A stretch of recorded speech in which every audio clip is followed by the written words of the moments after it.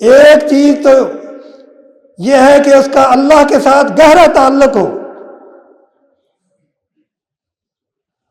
اور دوسری چیز ہے کہ اللہ کی مخلوق کے ساتھ بھی اس کا گہرا تعلق ہو۔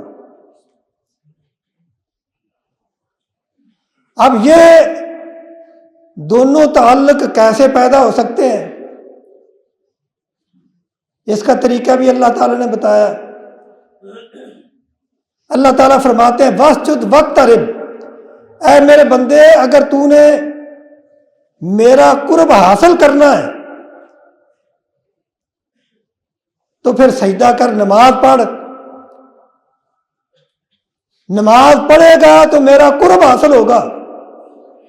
یہی وجہ ہے کہ رسول اللہ صلی اللہ علیہ وسلم نے فرمایا نماز جو ہے مومن کی معراج ہے۔ یہ نماز میں مومن اپنے رب کے ساتھ، مومن بندہ اپنے رب کے ساتھ ہم کلام ہوتا ہے۔ نماز کے ذریعے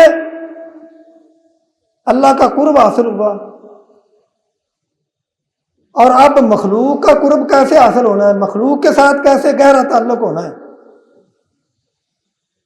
کہ اللہ کی مخلوق کے اوپر جو اللہ تعالیٰ نے تجھے مال دیا ہے اس مال کو خرچ کرو۔ وَآتُوهُم مِّن مَّالِ اللَّهِ الَّذِي آتَاكُمْ،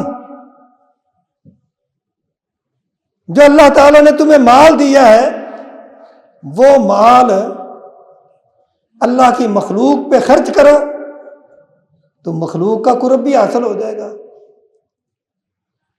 جب یہ دونوں تعلق تمہارے اندر، رب کے ساتھ بھی تعلق ہو، اللہ کی مخلوق کے ساتھ بھی تمہارا گہرا تعلق ہو، تو تم بہترین انسان ہو،